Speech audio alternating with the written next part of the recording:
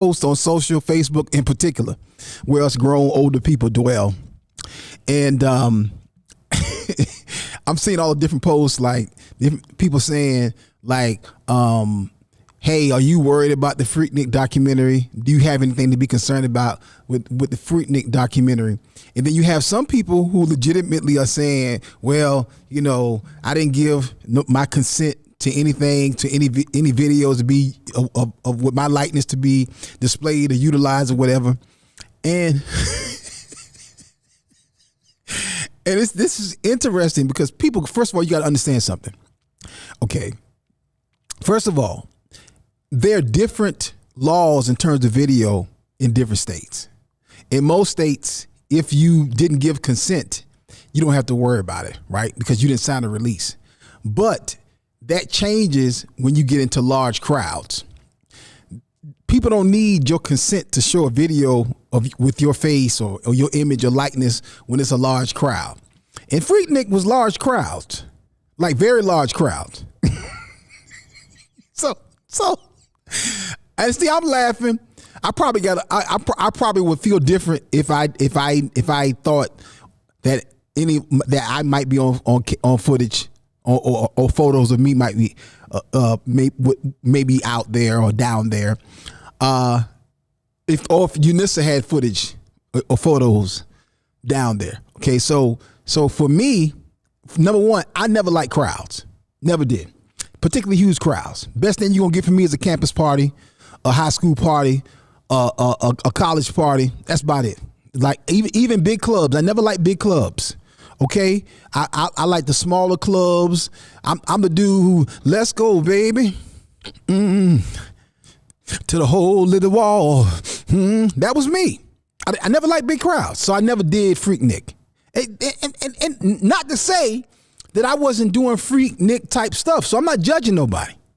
I'm just saying I never liked big crowds. Plus, I worked on Saturdays in the barbershop. Saturday was my biggest day, so I have time to be taking off and going to Atlanta and dropping $400, $500, $600, while at the same time not making no money. So yeah, I didn't go to Freaknik. UNISA never went to Freaknik because by the time her and I got together, I shut that down.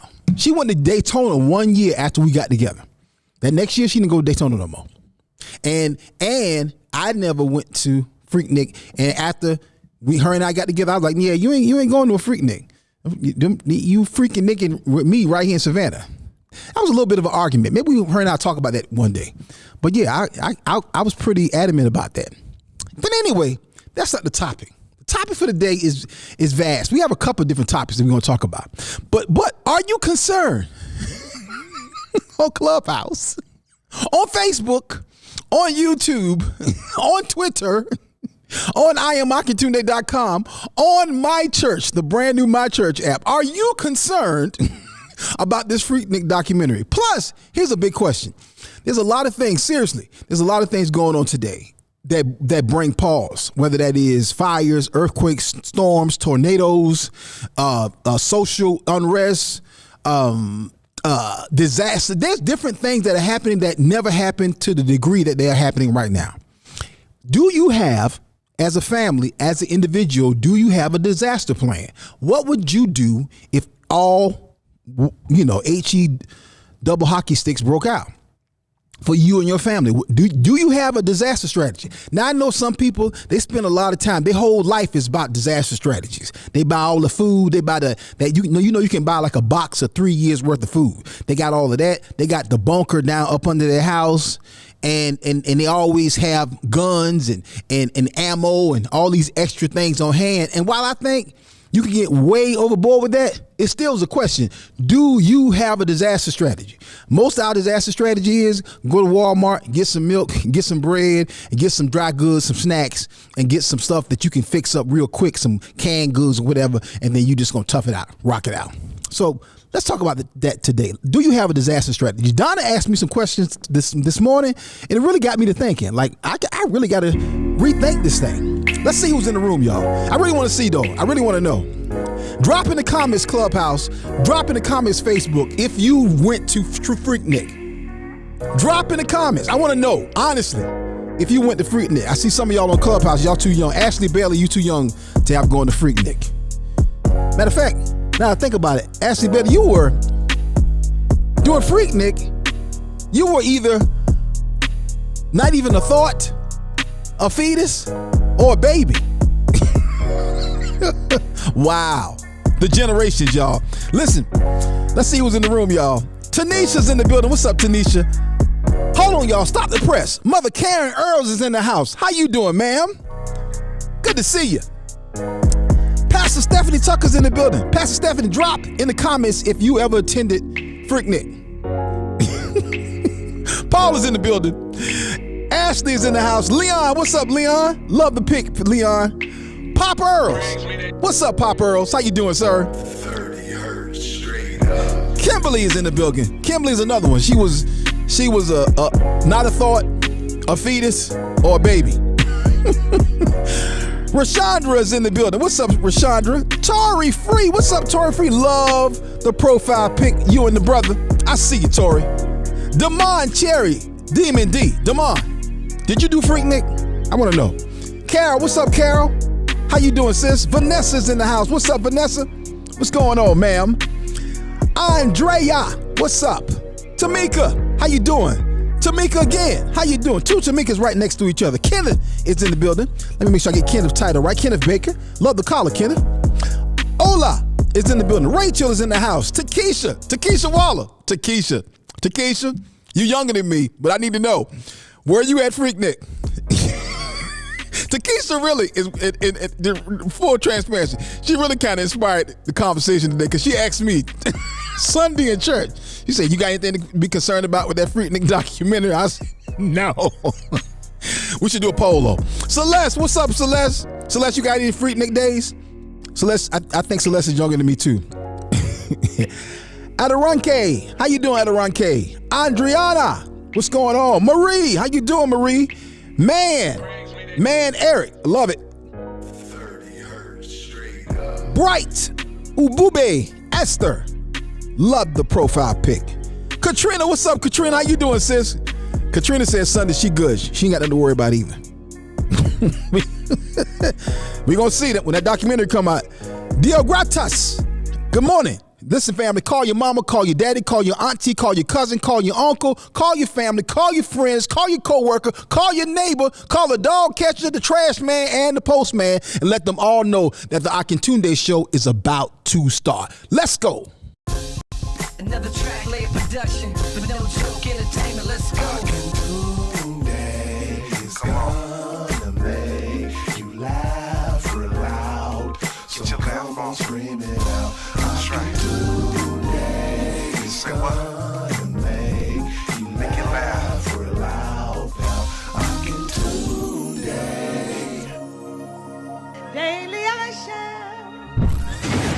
It's the Akintunde Show. Say what? Say what? You heard what I said. That's right, y'all. The Akintunde Show. Spell it. A-K-I-N Tunde.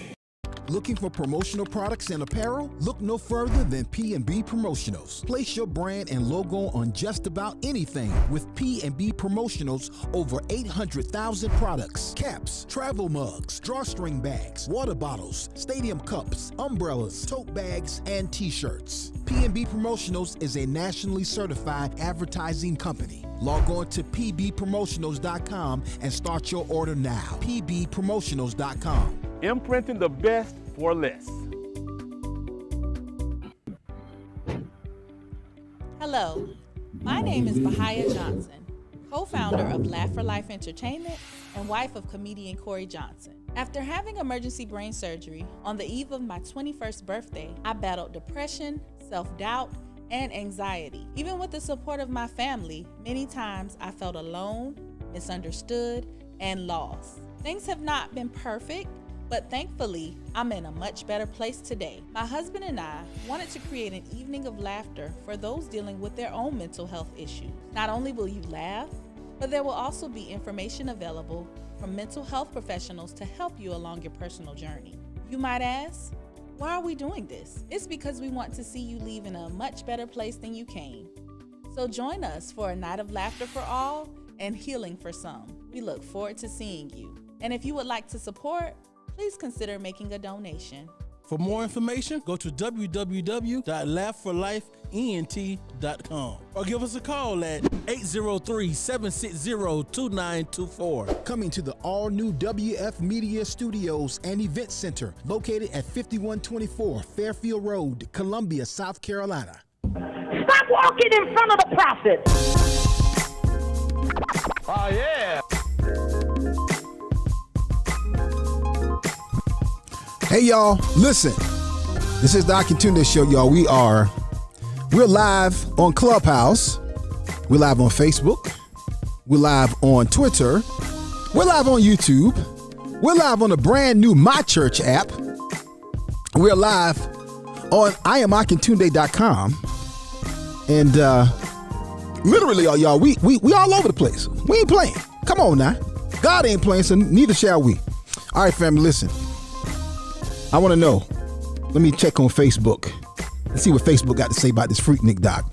I know a lot of my friends and family from Savannah. We vibe on Facebook. So let me see what Facebook got to say about this Freaknik doc. Damon Williams. Damon, are you old enough to be in the Freaknik generation? I don't think Damon is as old as I am. I'm pretty sure. Clever the MC said, I've never been there. Okay, Kimberly said y'all can't hear anything on Clubhouse. Okay. Can y'all hear now? Let me know if y'all can hear on Clubhouse now. I know all that time I was talking, y'all about to tell me y'all couldn't hear anything. Okay. All right. Let me see. Okay, Leon said we good. Good. All right. Thank y'all, family. Listen, I want to get into this conversation. I'm gonna read y'all comments in just a little bit and see if any of you all have anything to be concerned about with that Freaknik documentary. Okay. If you was out there and somebody had a video camera, somebody had a little camcorder, you know. Back then the video cameras was big. You knew when somebody had a video camera. They had a big shoulder cam. Yeah. Kimberly Morgan said, I'm only 37. Yeah, Kimberly, you out of the loop. You was a baby. You was a small child. You were about 5, 6 years old. Let's get Don and Pastor Tuck in the conversation. Let's see if they have anything to be concerned about. Don and Pastor Tuck, did y'all do Freaknik?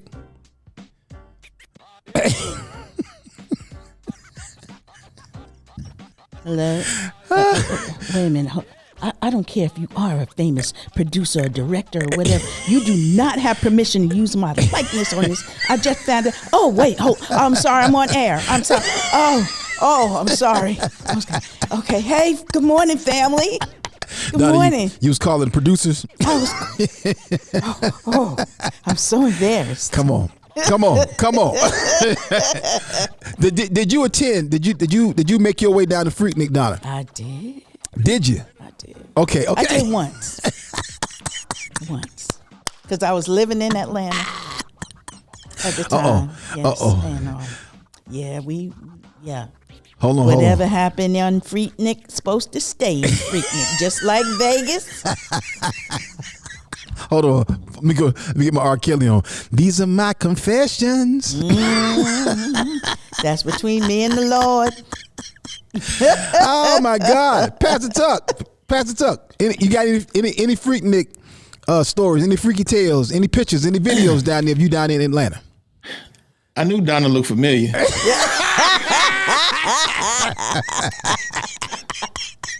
I was in line with the gin and juice. The gin and juice. Oh, that's funny. We gonna trust and believe God. Oh Lord.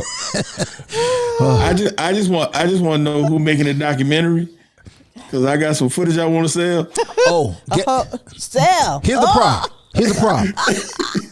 The biggest problem that everybody need to be concerned about is the fact that Uncle Luke is one of the producers of the documentary. I was trying to call him. Hey, that's who I was trying to get. Is Luke who I need to get in touch with, and I need to know how much is he paying for footage? Oh yeah, I'm sure they're paying good money, depending on what that footage is. Depending on what it is. Hey, just let me holler at Uncle Luke right quick, because I got some comeuppance right now. Celeste King said, I plead the fifth on ground that it might incriminate me. Daily I shall. Look, let's put it this way. Pastor Tuck has never been the Freaknik, but Tuck.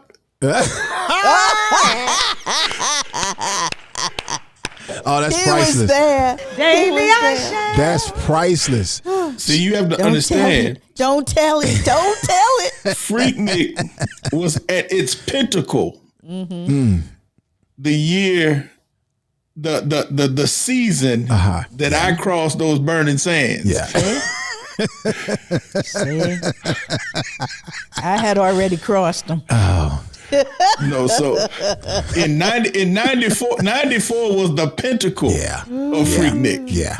And when I say the pinnacle, it was the pinnacle. Yeah. Anybody who was a Freaknik connoisseur will tell you 94 was the year. Yeah. And that was the one year that I went to Freaknik. Okay, see, I tell people a lot of times, I believe Unissa saved me from a lot of things. She saved me from a bunch of kids all over the place. Because during that time, prior to meeting Unissa, I was wilding. I definitely know she saved me from some diseases, and she probably saved me from being in that documentary, because I didn't like crowds, but I did do. So for anybody that might say, wait a minute, Joker, hold on, don't present yourself or misrepresent yourself. Okay, I did do Orange Crush. Okay, if anybody remembers Orange Crush, it only lasted like 2 years. About the third year, it had fizzled out. And then the Tybee Island in Savannah, Georgia, where Orange Crush was held, they shut it down because there was just too many Negroes down there. Okay, so it literally would take you 2 hours to get off the beach. But Orange Crush was Savannah State University's version of Freaknik and Daytona and Myrtle Beach Black Biker Week. But it only lasted like 2 years. And none of that compared anything. It took you 8 hours to make it down Peachtree Boulevard. But I'm gonna tell you something. I saw some wild stuff. The reason why I'm saying this documentary may be concerning, because I literally saw people. I saw people having sex. Oh, actual sex in public. You do not understand. You do not understand. Yeah, he said an orange what Freaknik was. You do not understand what Freaknik was. Jesus. Freaknik was, they had Peachtree. I can't even remember all the streets down in Atlanta, but they had certain streets where you could only make circles. I mean, they had quarantined Atlanta, so you could only get in and get out, and then once you were in there, you were making a constant circle, and and traffic was jam packed. So cars were moving like 1 mile an hour, and so that's how traffic was moving. So it was bumper to bumper. I mean, cars everywhere, and so you had people in vans, convertibles, everything out there, and people walking everywhere. Wow! And so as cars were moving, and so and people out there drinking. I mean, open containers everywhere. Yep. I mean, you had people out here grilling in the back of vans, and I mean, it was like literally, it was like homecoming mobile. Yeah. And so it's wide open. So you would literally go by vans, and there would be vans, like you said, with like you said. And you know how Atlanta is. Atlanta wasn't missing no money. Oh yeah. So you had the girls from Nicky's and all of them places. Yeah. They was out here in the vans. Yeah. Because they was like, you ain't coming to us, we coming to you. Yep. And so you had some of them out there, but then you had the what you call them they're not professionals, but the novice. Oh yeah, that wanted to be. Yeah. They were actually doing their own thing. Yeah. Amateur strippers out here in some of these vans. Yeah. Oh yeah. And then you had some of them that were taking it a little bit further than just taking their clothes off. Yeah. So you could actually climb in some of these vans. They would close the door for a minute. You jump back out. Yeah. I mean, it was popping off like that. This is sex trafficking in public. Yep. Yes. Yeah. And it won't like nobody was making nobody do this. No. This was what they was doing. Yeah. They was popping off like that. Yeah. And so it was crazy how wild it was. I mean, like you said, you were talking about some of these folks too young. Some of these folks might be Freaknik babies. They don't know. Somebody in the clubhouse room is a Freaknik baby. Don't even know it. Wow. Man, it was ridiculous. It was ridiculous. I saw somebody say it's under the blood. It's under the blood, but it might be on videotape. Yeah. So just understand. I'm might be on telling you. VHS. Trying to get I'm that telling you. videotape. I'm telling you. Sure, I'm not Know how on much there. money Lou got? Ashley said, "From freaky to faithful." So someone is about to discover who their daddy is. No, some of y'all. See, y'all might see. Here's the whole thing. Y'all might have knew your daddy was wild. Okay, and when you say wow, you might have saw your daddy fighting. You might have saw your daddy with his shirt off. But when you see your mama in the back of a convertible What with about some your Daisy grandmama? Dukes on, your grandma in the back of a convertible with some Daisy Dukes on. So With her leg on the headrest. Come on, with a Daisy Duke thong, and you recognize? Wait a minute, that's my grandma face. That's my grandma face under them finger waves and gold hoop earring. Oh my God! Look at my grandma. Why am I seeing her buttocks? That's a bad day. 10 That's toes a bad up. day. 10 toes up. Not 10 toes up. You saw your grandmother 10 toes up. Oh boy, she was having a good time. Ooh. But you know the craziest Start thing. praying in tongues right now. That was probably I think the only time I think I've seen that many black people together and no violence. Yeah. Oh, they have some violence now. I mean, I don't that's remember a any violence. I'm talking that year. I don't remember any violence. It wasn't. I don't. You know, I have to agree with Pastor Tuck because everybody was it was too much good time too going high on. and just they was too high. Exactly. And Everybody was they was too having drunk, a good too time. high. They was having too much good time. Won't playing nobody think music. about. Nobody wanted to ruin that. No. The cops stayed at the perimeter as long as there was no problems. That's right. And you could do whatever you wanted. I mean, the smell of weed, cops didn't care. They didn't care. Too many people. How was That's they what I'm going to arrest? saying. They couldn't arrest everybody. They couldn't. You were going to sit in the car. But see, I think They was too high too because they got a contact, so they didn't care. and the cops, you know, from what I know, some cops who some brothers who was cops back in the day, and the cops was like, "Yo, man, real talk, I was enjoying myself. As long as you wasn't fighting, They was watching the show. That's right. Yeah, because I mean, it was when I tell you, I don't think a young person today really can understand how wild that environment was. Again, I've never been to Freaknik. I've seen video and I've seen pictures, but I know what Orange Crush was. Orange Crush, and I never did Daytona. I don't know why. It's just something about Daytona I just never did. I'm telling you, this was all black. This was not like this. This was all black, and it was all wild. I literally remember walking down the street. Me and my cousin walking down the street, like I said, it was some girls driving a convertible, and we was like, "Hey!" My cousin jumped in the back seat, and we jumped in the back seat and rolled with him for like 6 blocks, just sitting there, just kicking it, drinking. It was like we didn't know these girls from nobody. Just, I mean, it was that kind of vibe out there. It was lovely. So it was lovely. So all the, because you talk about hundreds of thousands of people, right? All the hundreds of thousands of people who are now grown people today, who now are college graduates today, who are now ministry leaders today, who are now politicians today, who's the president of the bank today, who is now the president of the college today. Hey, Kamala better hope she ain't on none of that. Wait a minute, how does Kamala Harris? Is she? What is she? What is she like? Probably ain't that much older than us. Oh, she's older than us. She probably ain't that much. Okay, yeah, she might be in that Freaknik pocket. That's why I said she better hope she ain't on none of that footage, because you know Luke gonna highlight her. He probably gonna have her in the trailer. Yeah. Look at Paul Briggs talking about the day of reckoning has now come.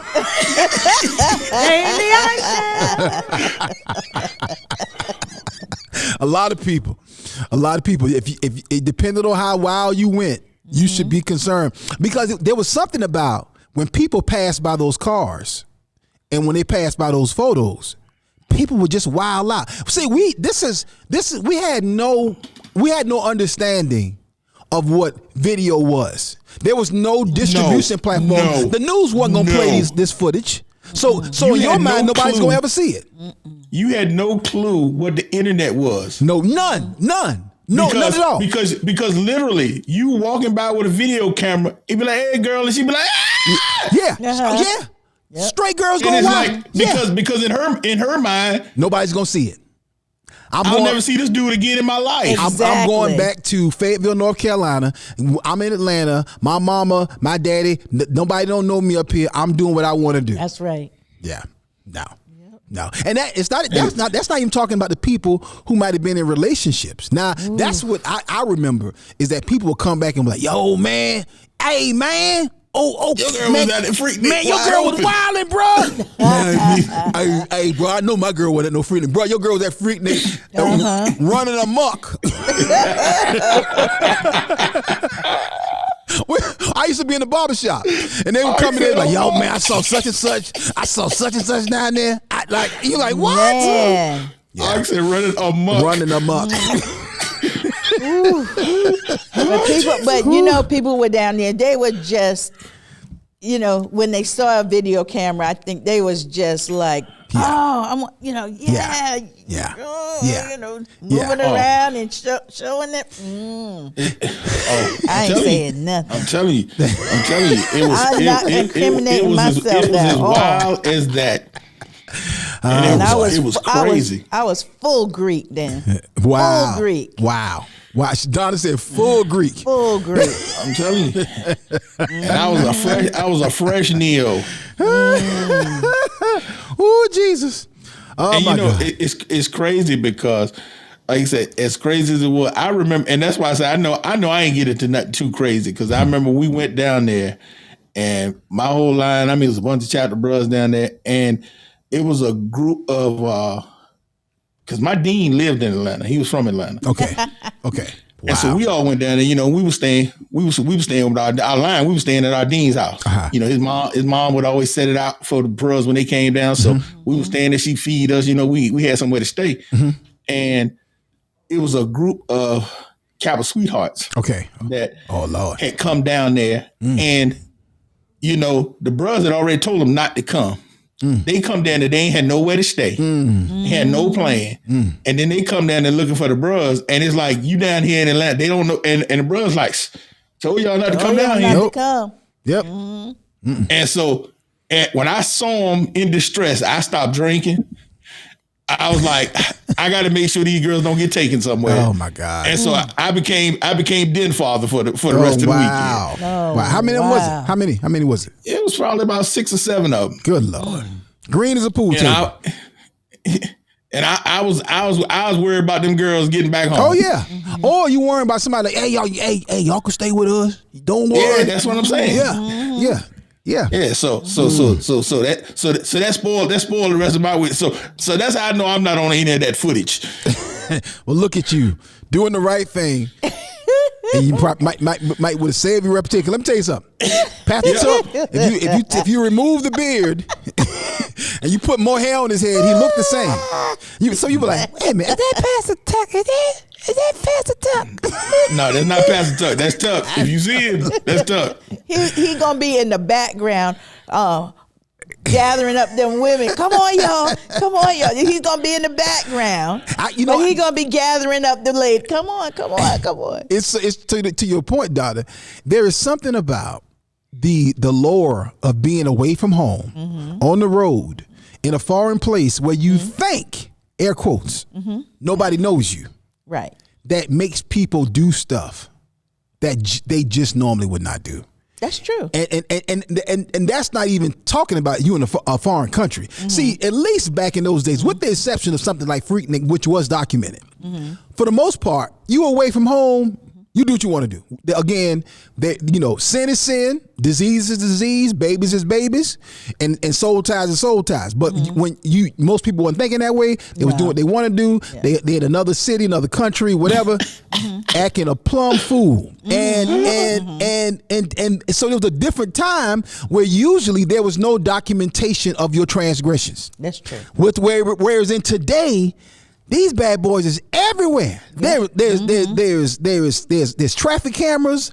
There's camera phones, security cam, cameras everywhere. Whether you're doing a crime or you doing something wrong or you cheating or creeping, somebody is recording you. That's right. And this Freaknik situation right here, this documentary, it got some people shook for real. So I'm reading some of the comments. It was fun. It was some of the comments was like most people was like, "LOL, this is funny," or "You got something weird about LOL." And then some of the comments, like you could tell somebody was like, "Yo."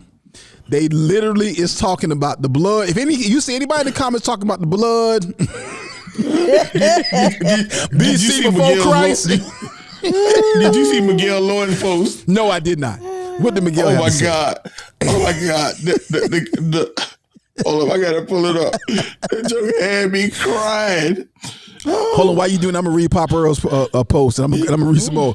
Robert Earl said in Virginia the equivalent was Greek Fest. Oh my God! Went to that too. My first. Donna said I went to that too. My first weekend. You Donna look familiar. Oh wow! Pop Earl's having a full blown confession here. He said my first weekend in the Virginia National Guard, and my unit was called out. Oh Lord! The only reason I wasn't there was because I had not been issued my uniforms. Virginia State Troopers, Virginia Beach Police, and the Vang shut it down. Wow! Wow! Wow. Wow. And that's why I said there was nothing like Freaknik, because they didn't shut it down. They encouraged it. They let that go. But I thought the last year, why did it stop? I thought something happened the last year, something because like that. Because the Olympics was coming. Oh, and so that's why they stopped it. right. They wanted to clean up Atlanta's reputation because the Olympics was coming. Gotcha. And so that's why they was like, this has got to go. And they tried to move it, I think, to Daytona or somewhere else. And that was that was the death. That was the death of Freaknik. Yep. I remember that now. Now that you say that. Ah, wow. Interesting. Could you imagine the political conversation they was having behind it? There's no way. We're trying to get the dang on Olympics, and these collards are down here with the Freaknik. Yeah, we got to get this Freaknik out of here. Man, you know how much money we make on Freaknik? No, we got to get him out of here, man. The Olympics. We got to get the Olympics now. That Freaknik money ain't nothing like that Olympic money. That's one and done. I just say that, I lived in Atlanta. I lived in Virginia Beach. And, everywhere I went, there's a party. About that like she talking about that popcorn. There's a party. So, I'm the common denominator, When I moved out of Atlanta, it was gone. When I moved out of Virginia Beach, gone. Everybody put their head towards Donna. Everybody put their Father God, we declare and decree that there's no footage of Donna J. On the air. No. Hey. Oh, there is no footage. There is no footage. Donna said I was a sinner. I wasn't no fool. Oh, man, no. You know what? My God. I was young and I just wanted to have fun. Yeah. That's it. Donna was like the But I party in the was Playboy safe. Mansion. Hey, all phones in the basket. All phones in the basket. All cameras at the door. But leave them all. Takesha Waller on Facebook said, yeah, I'm 94, and they told you all you can't do in para. So glad I didn't go. Now, what's para? Help me out, Takesha. What is para? Vashawn Graham is watching. What's up, Vashawn? How you doing, sir? Kimberly Hope is on Facebook and in Clubhouse. Okay, she said we can't hear anything on Clubhouse. What are you talking about, Kimberly? Maybe I guess we fixed it. Phyllis Corley is in the house. What's up, That's Phyllis? my cousin. Hey, What's Phyllis. up? So now was Phyllis with you, Donna? No. At Freaknik? She No. wasn't? Okay. Are you protecting Phyllis? Or you like, no, she wasn't. No, I'm not protected because she lives in New York. Okay. So, Listen, Phyllis got to stand on her own. Phyllis got to stand on her own. Brother, I don't need nobody to protect me. Oh man. Kimberly said I went to the players ball. Oh. no, now I never been to the Players Ball. I never been to the Players ball. Really, Kimberly? Now what year might this is the 2000s. This must have been the early 2000s. Yeah, because they got that they got that idea from Martin. You know they had to. Kimberly to Madonna, you have been touched, changed, healed. Totally free from sin. Well, not quite. And I still got a pair of shackles. No, I'm just kidding. I'm just kidding. Oh my God. Paul Briggs said, at this point, I got one more question. Did Donna go to Players Ball, Georgia Southern, or Players Picnic, Fort Valley State? Wow. No, neither one. Wow. Neither one. Okay. I never went to these except for Orange Crush, because that was a Savannah State originated event. But all of that, like Georgia Southern, I was in school during that time, and I was like, no, all that stuff, I ain't going down there. Now I would do homecoming. Now one thing we would do, Mike, Tomel, Mike Campbell, Tomel, myself, and it was somebody else. Fila, Vincent Jones. So it was 4 of us. Fila, Tomel, Mike Campbell. Snitches get stitches. Ox snitching, fellas. Notice I ain't called no name. Oxen that throwing folk under the bus. Whole names. But no, we used to do homecomings. So we would go to somebody else's homecoming and just be on His campus. wife and they going, you used to do what? You used to do what without you doing that? All of these are pre-marriage years. None of us were married. And here's the thing too. We would be down there with a little bit of money. I'm talking about I'm talking about Joker got $140 between all of us. He got a few nickels. A few nickels to rub together. You gotta get a hotel. You need gas, you need food, with all that. So none of us drunk. All of us. None of us drank. None of us smoked weed. So we would be down there on the budgetary trip. So, wow. couldn't get into no clubs. We had no club money. Y'all the dudes sitting out in the parking lot waiting for the girl to come out. Hey girl. Hey, let me tell you something. Hey, and with a Hulk smash, let me tell you something. I'm telling you, I had a couple tank tops that was never missed. I do about 128 push-ups, and we sitting right there waiting on you when you come out. And my homeboy and Mike. Hey, get this now. Mike had a 280. He had a Nissan 280. 280Z. With the deep dish 5-star rims. Oh, that car alone. We would pull up in that car and just sit on Mike's car. And waiting for her to come out there half compromised with the beer goggles on. He fishing in the barrel. Got him. But no, listen. Let me be clear. We are not glorifying sin in any way. No. We thank God for the blood of Jesus, which covered and protected us. Again, if I hadn't met him on Damascus Road, come on, a lot of folk would be in trouble. Come on, hey. Come on. I gotta clear my thing though, because I did attend, but I didn't have sex. I smoked plenty weed and drank plenty liquor, but I did not do any sex. Let me put it that way. She sound like Bill Clinton. I did not have sexual relations. But I smoked plenty weed and I had plenty liquor. I just want to clear that up. To be clear. I want to clear that up. Donna sound like Bill Clinton. I want to make it clear. That's right. I did not have sexual relations with that woman at Freaknik or at the Greek Fest. Oh my God! Oh, Donna said, I just need that to be clear. I don't want y'all. I need that to be clear. I listen. You might see me in the video smoking a blunt, but to any young person, sorry. That's to any young person who see your grandma. On that documentary. To any young person who see your mama. Listen, let's have a moment of silence. That little boy, that young man right now who you about 27. No, I'm sorry. No, yeah, you about 27 to 32. And you might see your mama in that video passing by in a drop top. With some shorts on or a thong. Mama, just know Mama wasn't always saved, but Mama is saved, sanctified, and filled with the Holy Ghost. She's on the deaconess board right now. She got a good job. She got a master's degree and working on her doctorate. She been married to your daddy for 29 years. So whatever happened at Freaknik, you can't judge your mama, and you better not throw it up in her face.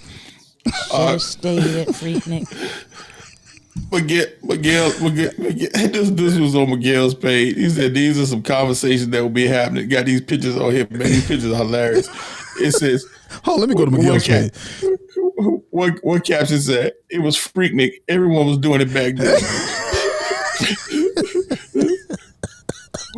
My Lord. One caption said, "My mama won the Hoochie Mama contest."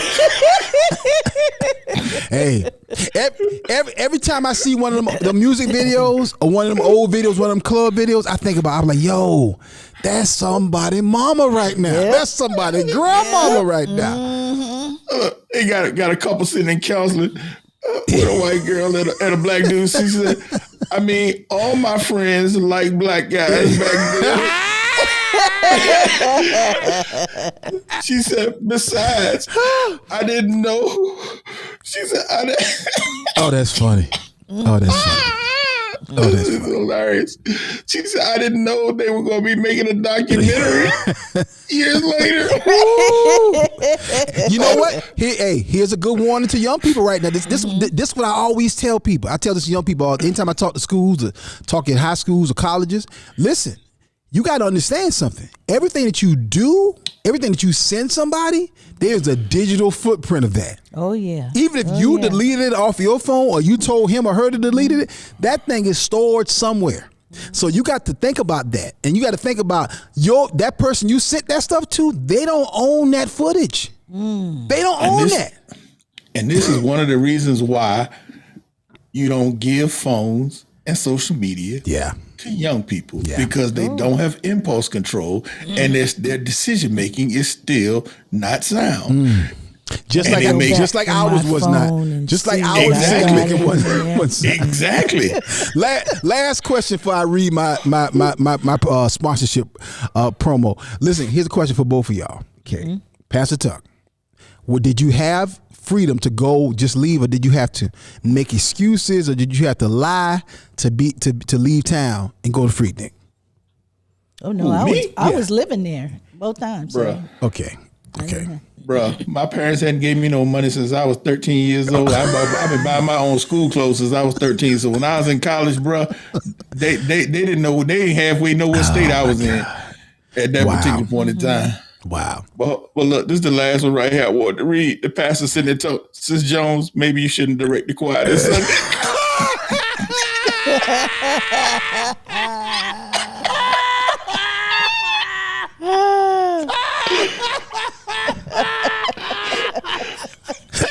You gotta go to this page and see the rest of them. I'm telling you, they're hilarious.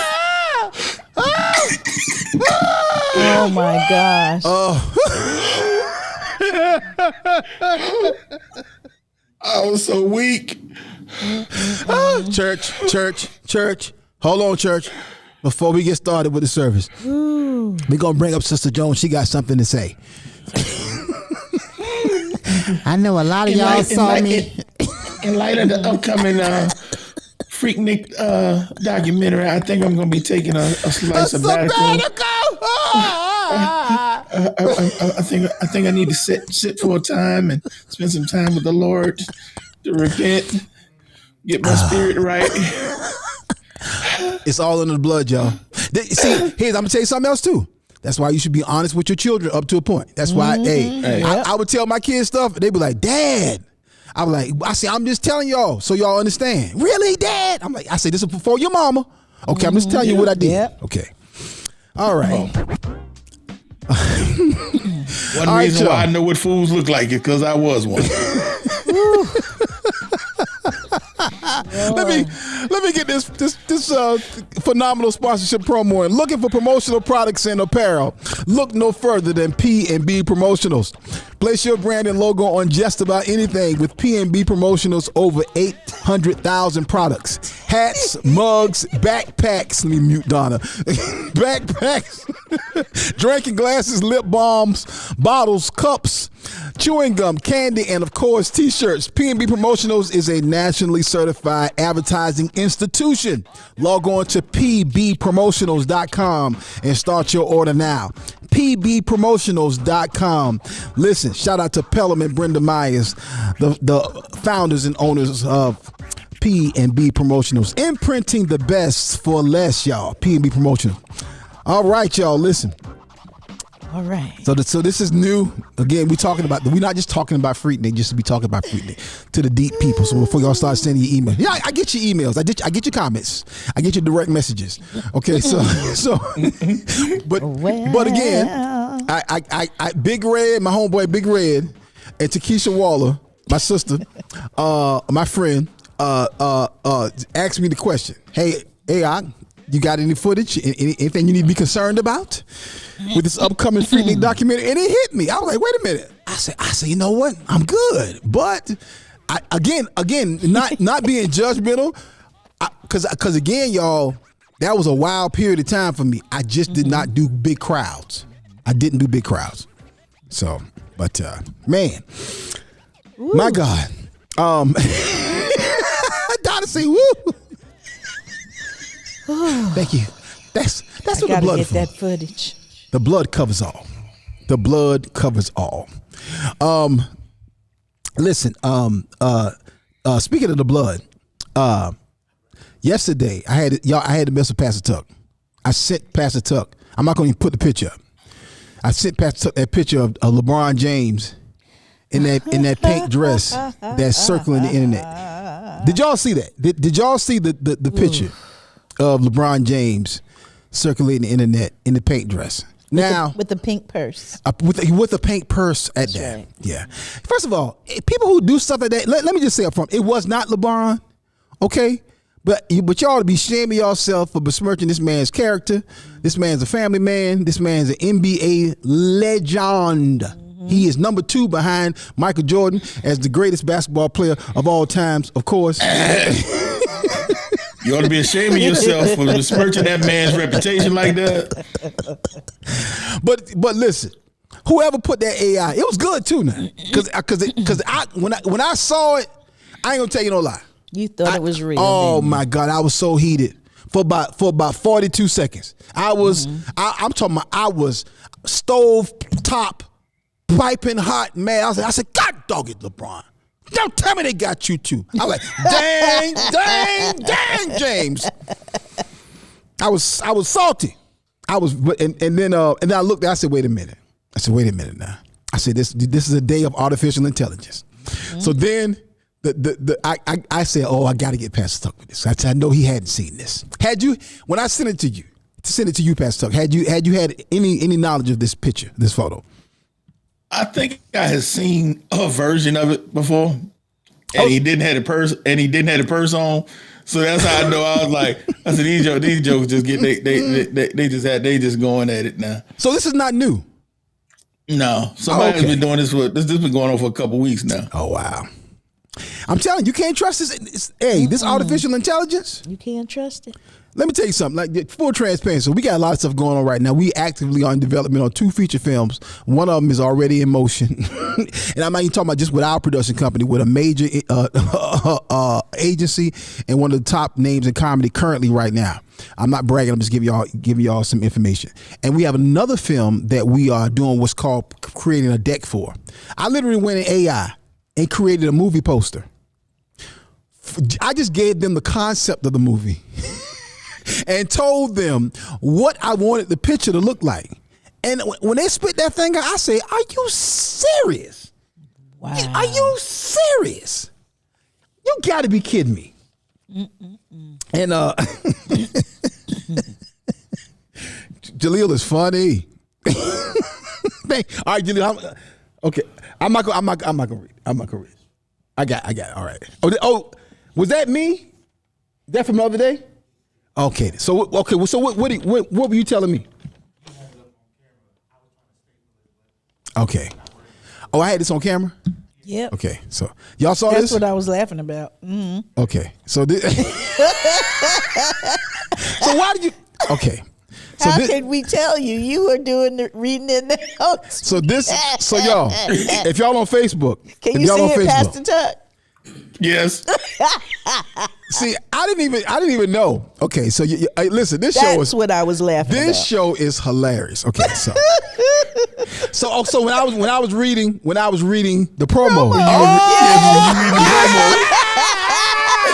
That's what I was laughing about. And you said I gotta turn off my microphone or something. Oh but my that's God. what I was laughing Oh about. my God. Oh my God. Clubhouse. I was on mute over here crying. Clubhouse. Y'all gotta go. Y'all gotta go to Facebook and see this right. Y'all gotta go to YouTube and see this right. So this, so since it's come up, I'll explain. And I have no shame, no embarrassment. So this is last week. Last week, I'm sitting here like I do right now, like I am right now, and I gotta use the bathroom, and so when Jaleel went to a full screen of Pastor Tuck or Donna, I don't remember who it was, when we went to a full screen shot. Y'all don't know, Tristan is right there he's in the booth in the glass, okay? So it's either Jaleel or Tristan that's either sitting so they can see me, all right? So if I need to tell them something, hey, something going on, audio, check your shots, whatever.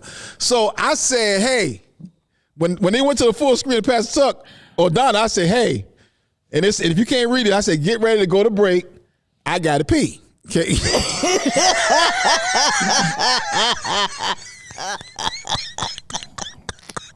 I'm just being transparent. So Jaleel went to break, and then remember the other day when Paul was like, "Oh, so we doing commercial breaks now?" Yeah, Paul, because I had to use the bathroom, sir. Okay, so today, because it's the same copy, the copy for the P&B promotional spot does not change. So I just picked the copy up, not realizing that I had this up on screen. On the back. Yeah, so. Oh, boy. This is live. It's live television, live streaming. So shout out to everybody on the brand new My Church channel who's watching this. What kind of show is this? We told you you're gonna get some laughs in here today. We're gonna get some laughs in here today. Man, that's so funny. Yeah, you were back here rolling. So Jaleel walks out and he gives me the paper with another piece of paper on it. So I'm like, what is this? Why do you tell me? Mm-hmm. So this is what I do. I look you at ain't it. held the other piece of paper So I think Jaleel got to go to the bathroom. Now. I'm like, well, in my mind, I'm like, well, just let Tristan direct while you go to the bathroom. So he's like, no. That's you. That's you. Oh my God. You can't write this. You cannot write this. You can't write this. All right. Well, amazing. Speaking of which, Jaleel, I ain't got to put on paper right now. Get ready to go ahead and go to break, cause I gotta pee. Hey family, stay right there. Don't y'all move. I'm boldly taking my bathroom break. I don't care if y'all know it. Call your mama, call your daddy, call your auntie and your uncle. Let them know when we come back. Here's the question: do you have a disaster plan if something happens? A war, a social unrest, fire, tornado, COVID-19. Do you have a disaster plan? Stay right there, family. Don't y'all move. This is the Akintunde Show. Check out my website, JaleelMakes.com. We got logos, flyers, video editing, and other stuff too. Also, if you want to make your stream look professional, check out JaleelMakes.com. I have a brand new package for streamers from YouTube to Twitch, Facebook, and so on. If you need overlays, bumpers, intros and outros, thumbnail and logo design and banner for your Facebook page or your Twitch page, all for a reasonable amount, I assure you, at least I think is reasonable. Anywho, go to my website, JaleelMakes.com. JaleelMakes.com. If it's on that website, I can make it. So check it out. Check it out. Looking for promotional products and apparel? Look no further than P&B Promotionals. Place your brand and logo on just about anything with P&B Promotionals. Over 800,000 products, caps, travel mugs, drawstring bags, water bottles, stadium cups, umbrellas, tote bags, and t-shirts. P&B Promotionals is a nationally certified advertising company. Log on to pbpromotionals.com and start your order now. pbpromotionals.com. Imprinting the best for less. Hello, my name is Bahia Johnson, co-founder of Laugh for Life Entertainment and wife of comedian Corey Johnson. Stop walking in front of the prophet.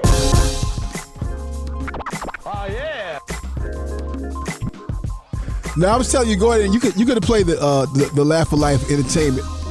Laugh for Life is coming to the brand new WF Media Studios, y'all. Comedian Corey Johnson and his wife, my lovely sister, Bahia Johnson, they're hosting a wonderful night of laughter, highlighting mental health. They're celebrating mental health and providing a night for people who may have any type of challenges or who may be suffering with depression or any other mental health issues. They're having a wonderful night of laughter here at the WF Media Studios. Log on to the website laughforlifeent.com. That's laughforlifeent.com and get more information about this wonderful event that's coming up here. If you want to get more information about having and hosting your event right here at our WF Media Studios, a lot of folks are booking events. We have a church that'll be worshiping here because they've sold their church and their campus, and they'll be hosting having their services here for the next few months. And then of course Kingdom Business Network, KBN, will be returning for a 2-night conference after the very successful launch that they hosted here a few weeks ago. Their virtual ministry event, which was very successful. Over 200 plus registrants online. Praise God for that.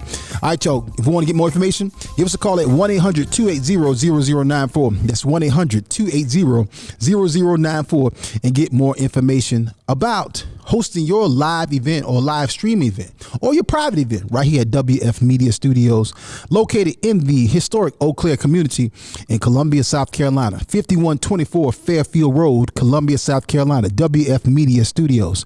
All right, family, let's get back into the conversation. So Donna had another great show I did. Again, thank you, Donna, for producing the show. It really has taken the show to the next level, really taking a lot of weight off of me, trying to figure out what we're going to talk about. And so it provides great context and great insight for us to have these dialogues.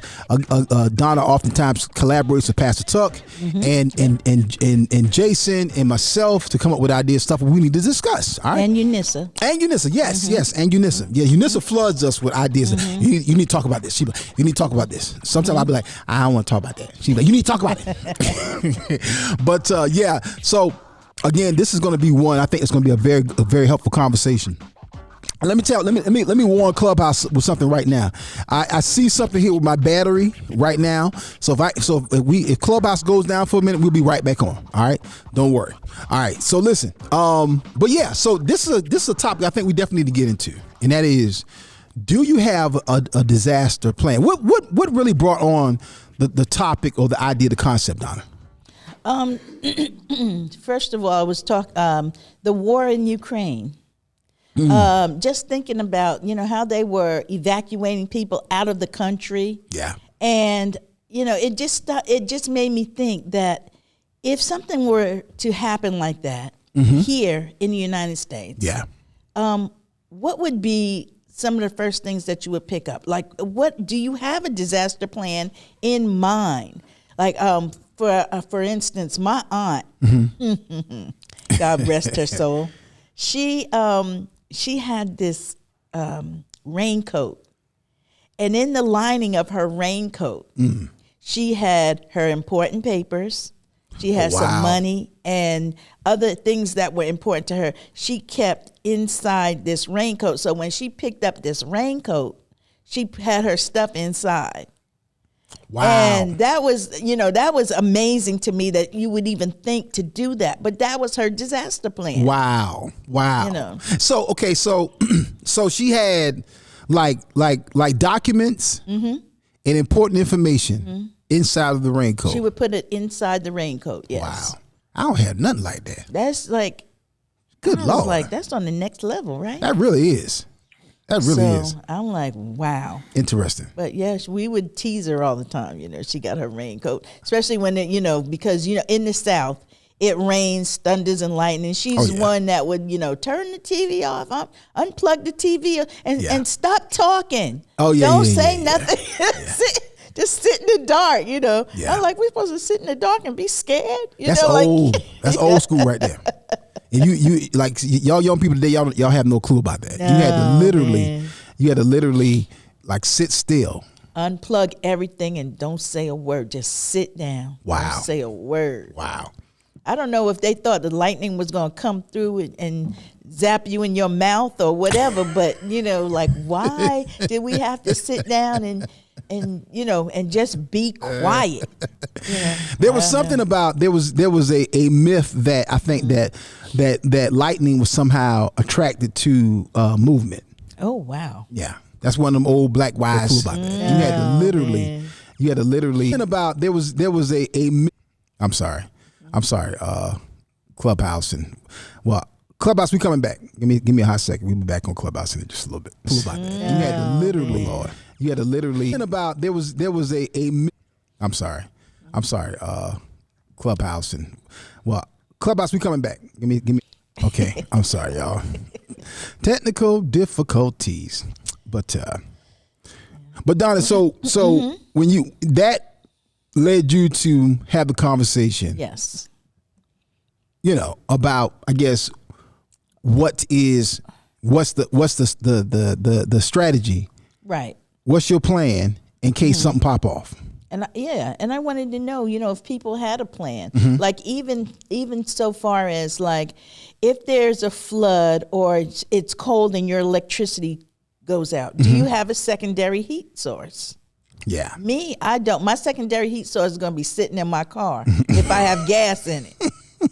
That's going to be my secondary heat source. But a lot of people have fireplaces, right? And but what I just asked the family, what is your strategy? What is your disaster strategy if something happened? What would you do? What are you going to do? It's interesting you say that because I recognize that Clubhouse, we coming back. I see y'all. We coming back. I recognize that. Yeah, I don't have some key things. Like I realize I've never owned a generator. Never. Me either. I've never owned a generator, and that's not good. That is not good. I take for granted that I'm always have heat. Yeah. Yeah. You go in there and you flick on the light switch and there's no light. No light comes on because we take it for granted that it's going to come on. But once the time, because there are times, like I'm from New York. So there are times especially when there's big blizzards or whatever, you might not have electricity for days. Right. So then what do you do? What is your secondary heat source? Or being in the South, if your air conditioner goes out and as hot as it can get down 100 degrees and whatnot. Yeah. What's your secondary cooling source? Yeah. I'm sitting in my car again with the car in it. That's my secondary heating and HVAC is going to be my car. Donna, that's it. Ooh, you convicting me. I have, I have some things like, I believe in keeping some cash. You should always, I believe you should always keep some cash on you. And most people don't anymore. Yeah. Most people don't. It's all electronic. Yeah. And speaking of cash, if something did happen, what would be like if you had to get out of your house in 5 minutes? That's a good 10 minutes, question. Jesus. What would be the three things that you would make sure that you took with you? That's a good one. And not another. Well, we know we're going to try to take our loved ones with us. Yeah. But what else would you take? Three things. You got 5 minutes to grab them and get out. What are you going to take? That's a good one.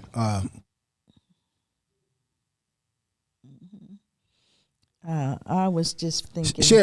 Okay, so I know one thing I would do. I would definitely grab my phone. Right. I think that would be probably the first thing I would do.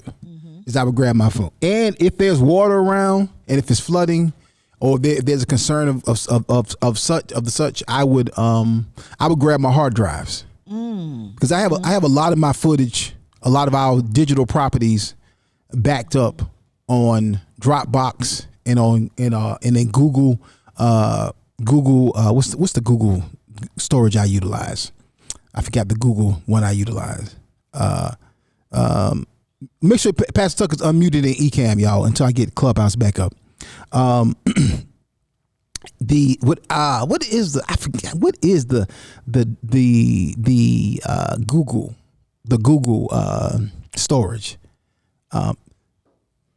I'm not Tristan, sure. unmute Pastor Tuck in Ecamm. Okay, but whatever one is, I've got a lot of it backed up there, but I oftentimes Google Drive. Google Drive. Thank you, Pastor Tuck. Thank you. Google Drive. I got it backed up in Google Drive, and I have it backed up in Clubhouse. I'm sorry, in Dropbox. See, my mind is on Clubhouse, but I don't. There's some footage that's either on a laptop or that's on an old hard drive, and I'm talking about good footage. I tell my children. I say, hey, your daddy got insurance, and I got some physical materials. I say, but what you really want to recognize if something ever happened to me, which I believe I'd be to live to be 120. What you want to recognize is them digital properties that we own. That's right. You want to get your hands on that. And all that footage. It's amazing how much our lives, Eunice and I, kind of haphazardly on some level, and then purposefully in some parts, our entire life is documented for the past over 20 plus years. Like I have video of all of my children, footage of all of my children, footage of various events. So there's a full. If there's ever any type of Akintunde or Eunice or Warnock documentary, we have all that footage. So that's a long answer to that question. Mm-hmm. Don, I would grab my footage.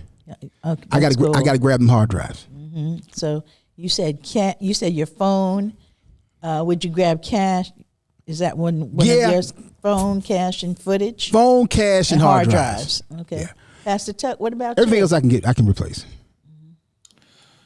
Well, I guess if it all depends, I guess. If you're just talking, you got 5 minutes to get out the house?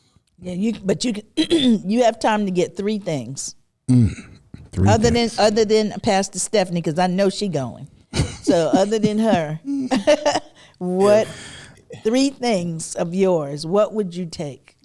I mean, if we're talking three things and you can't come back, you may not be able to come back. If we talking, we think apocalyptic style, disaster. Yeah. Okay. I mean, all you can take is my wallet, car keys, and T'Challa. Because I mean, I'm gonna make sure we safe. You're gonna have that gun. Like I said, because I'm talking about hard drive, but if we talking apocalyptic style disaster, ain't no way to plug no hard drive in. I mean,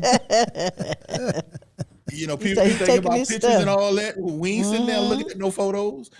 We talking survival at this point, and I ain't trying to pack no food. Like I said, with T'Challa, I'll take what I want if I need to. Woo. I mean, I ain't worried about cash. Like I said, whatever I got on me, if I got my identification, if I need to go through legal channels, and if I need not to be identified, I can handle that too. So you say you got fake IDs? You got some fake passports, Pastor Tuck? Hey, no, I just know how to leave that in the car. When the T'Challa travel, I go incognito. There you go. Hilarious. Pastor, do me a favor. Send me a link to the clubhouse room. For some reason, I'm having trouble finding it. If you could just share it with me, so I can click back in and bring everybody back into the show. That's going on. We're still on Facebook, y'all. Shout out to Facebook. Facebook is still here. YouTube is still in the house. Twitter is still in the house. We're still on the streaming live in the My Church, brand new My Church app, and of course we're on IamAkintunde.com. So you can still catch us. Clubhouse is down for the next minute or so. You're gonna get it back up. Okay, Donna, what's yours? What are your three things? Well, I thought that I was hopeful that I would be dressed already. I was hopeful. So I'm going to take my purse because I know my car keys and my wallet and stuff are in there. Okay. So I grab my purse. Okay. And I did say like important papers or documents that I need. Okay. I would grab those. And see, Pastor Tuck, I would grab my pictures. I would grab some pictures, because that's for me, that's my my trail You know, that's my trail of who my parents are and who they were, because those pictures, some of those pictures cannot be replaced. Yeah. So I would grab, I have this bag full of pictures, and you know, I would try to grab those important papers and my keys. Would you my purse? Do you have all your pictures in one location? I have some of them. I have them in a basket because I haven't hung them or put them in an album. Okay. But I do have like one or two little albums, and you know, so I would grab that basket. I think I have enough pictures in that basket that could get us through. But some of those are irreplaceable. We'll never have those, and they just leave a story of who your family is. Do you have like an old school photo album? Yes. You do? Okay. Mm-hmm. Yeah. A couple of those. We got a bunch of that stuff here, but like you said, you talking about disaster level, and like you said, if it's gonna be a disaster level, like you said, we talking apocalyptic. We ain't got time to sit around looking at no pictures. Well, yeah, but you do want to have because when we come back up online, at some point, if you survive, you're going to be back on some level of normalcy, whatever that is, even if it's drastically changed normalcy. You still want to have some of those. I want a record of my family. Yeah. Hey, at that point, you better hold on to your memories, because if it come down between you trying to eat or you looking at pictures, you might die looking at them pictures. Yeah, interesting. True.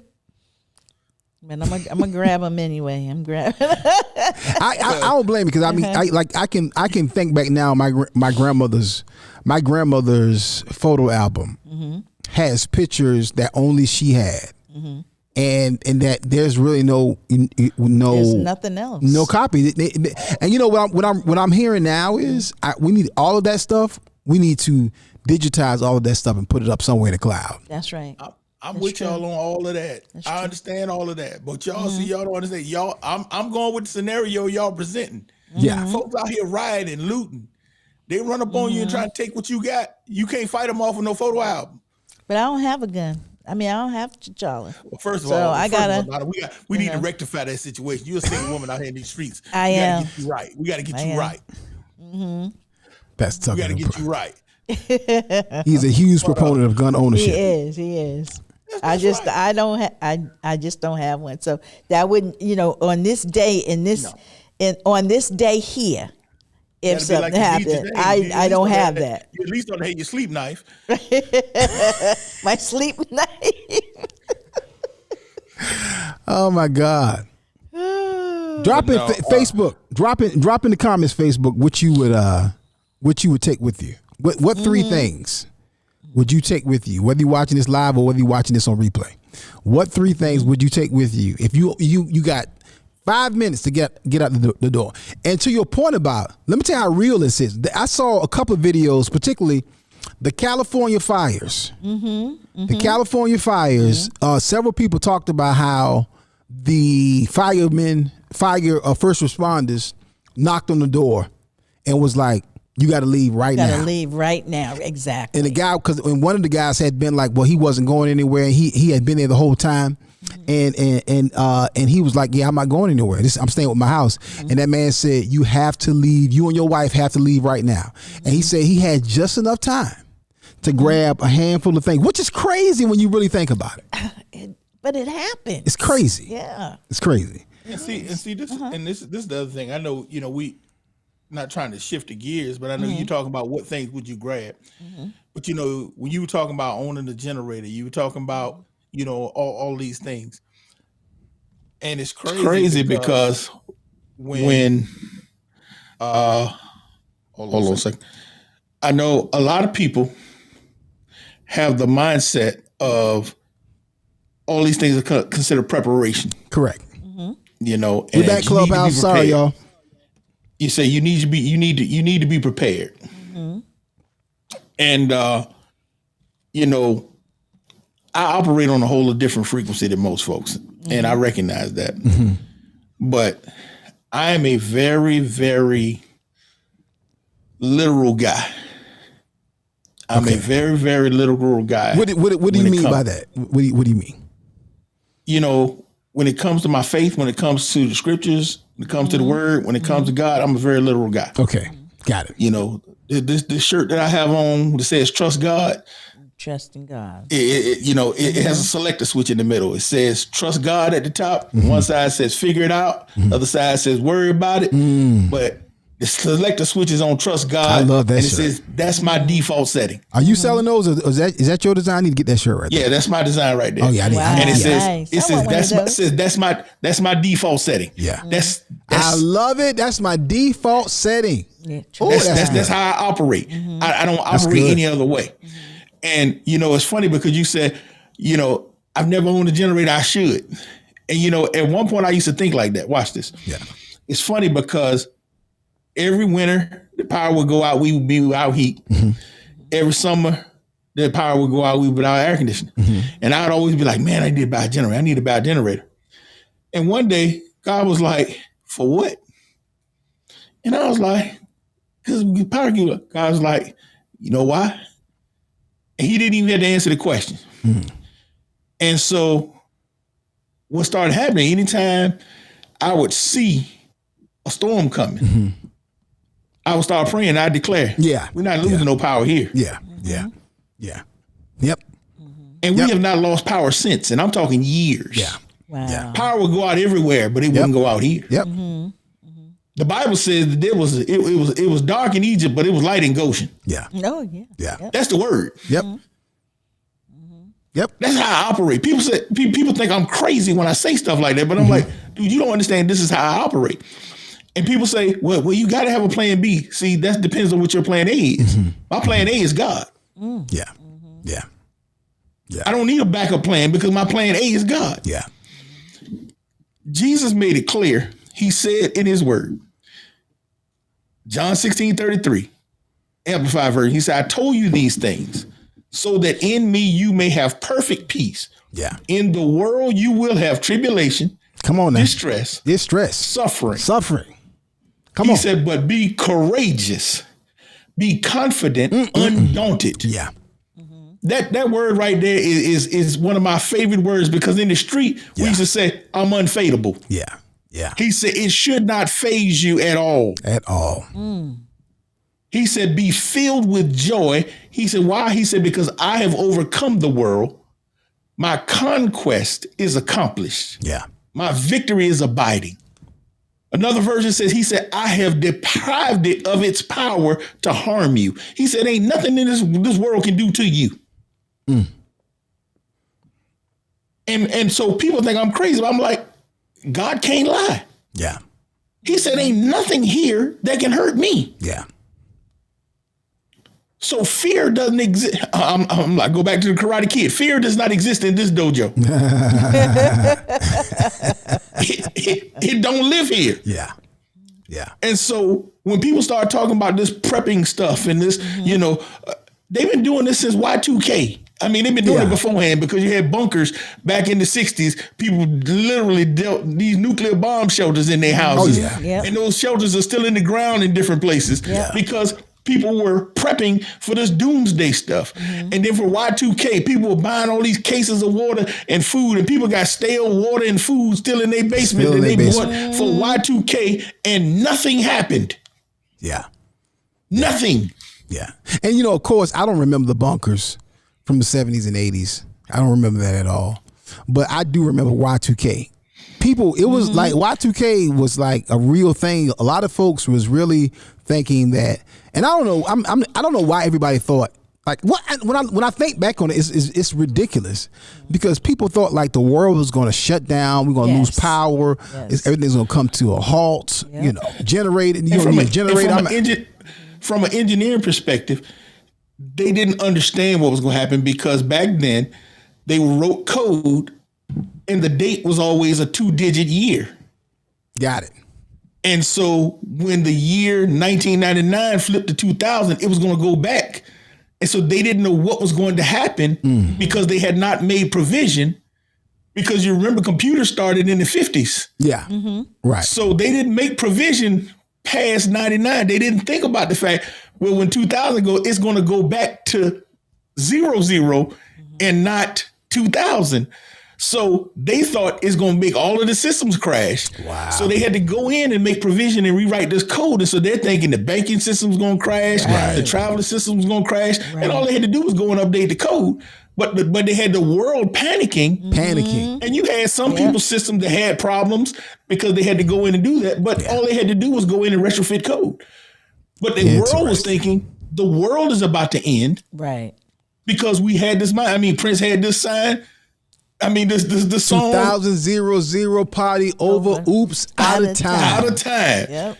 You know, and so everybody's thinking it's over at 2000. It's like, and I didn't go buy one extra case of water.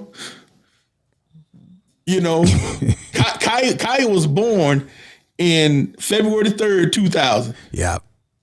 And so 99, you know, I still had watch this. I didn't even get saved. I got saved January the 16th. Wow. 2000. Wow. That's when I literally gave my life to Christ. Wow. So watch this. This is the faith of an unsaved man. I didn't go buy a case of water. Because people say, "Oh, well, you're a pastor. It's easy for you." I didn't have no scripture to back it up. Yeah. Yeah. I was just like, dude, scared won't in me in the street.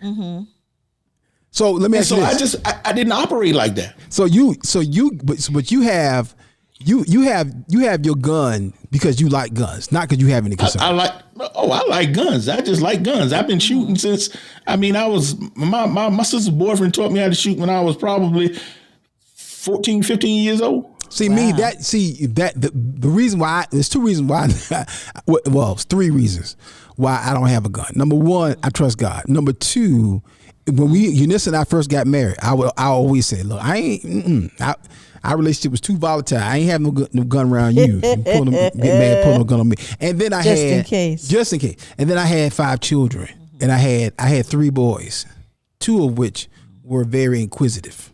Okay. And then we had one of the children in our church, and a friend of our family, son, killed himself by accident. 11 years old. 11 years old, shot himself, and died suddenly. And so, you know, for those reasons, I never owned a gun, and just never felt the need to get one. And but I would always say, people like, what if somebody do this happen? What did that happen? I was like, well, somebody break in the house. I know what to do. You know, you gonna get drugged. You know, so, but it's just and I think everybody has their level of trust of kind of where you place your faith, and ultimately, each man by his faith. You know what I'm saying? You got to live by your faith. Yeah. Right. And that's what, according to your faith, be it unto you. That's what the word said. Yeah. So you can't try to live like Pastor Tucker lived. Yeah. Because I think we were talking about that one day. I don't think we talked about it on the show. I might have, but I know that there was literally, I think we talking about the natural disasters on the show. I think me and you probably had this conversation. I remember having this conversation with you offline, I think, about natural disasters or playing a strategy, a what if scenario. Yeah, but literally a tornado came through here, and it was less than a quarter mile from the house. Good Lord. Tore up the street, right up the street. Yeah, you told that part we talked about last week. You did share that last week. Yeah. And like I said, and for me, like I said, my wife and kids came downstairs and had bunkered down, and I ain't even move out of the bed. Yeah. Because my mentality is this: when God destroyed Sodom and Gomorrah, He said, "Will I not tell my friend Abraham?" Mm-hmm. Yeah. And the Bible says He's no respecter of person. So if Abraham was His friend, and God calls me His friend, what is He going to destroy? He ain't going to tell me. Yeah. Those if truths, something go down, God will tell me. It will be revealed unto you. Yeah. I'm coming to y'all comments. I want to read a couple of y'all comments, and then I want to make sure, Don, I want to get some of your other categories, because I want to make sure we cover some categories of disaster. Pastor Tuck, think about if there was ever a time that you had to evacuate. We've had to evacuate about three times. I think once I remember having a wife and kids. Once I remember my mother, my grandmother in Bahia, my sister, we had to evacuate. And there's another time, I think. So maybe it was 2 since I was it's actually 3 times. So yeah, I'm gonna come to some of y'all comments. Leon said my second daughter was born in December 1999, and people were acting all scared, telling me to stock up. I only brought a few extra bottles of water for my daughter's baby formula. You know, I just for me Y2K, I was like, look, I said, look, man. I was like, look, I just refuse to be bothered by it. I don't know. It's like a lot of stuff. I'm like, man, I ain't worried about that. Dude, right. I didn't even run out here when people were out here hoarding toilet paper during COVID. I didn't even do that. I had people showing up, dropping off toilet paper at my house. Wow. Because I was like, I trust God. And I'm like, dude, we got a shower. Why are people out here acting crazy? My water work. COVID probably was the most recent large scale test of mindsets. And like even when I would watch the news, I'm like, okay, I'm concerned, but never did I think. First of all, Unissa claims she think her and I had COVID. I don't think we did. I think we did. We would know it. But I don't think we had COVID. As far as I'm concerned, my wife says the same thing. My wife says the same thing. She said we had it before they said it was COVID. Yeah. Oh wow. I was like, nah. I don't believe that. Me neither. Yeah. I mean, I think y'all just had a bad respiratory infection. But yeah. Yeah, Kalia had COVID. Kalia tested positive for COVID, and she was on quarantine, and she had the regular, young person version of it. Sniffles, and it was mild. Jaleel had COVID. Jaleel's it kicked his butt, but nothing to the degree of anything that was serious. It was like, okay, he got COVID. He got something he needed to deal with, and he was on quarantine.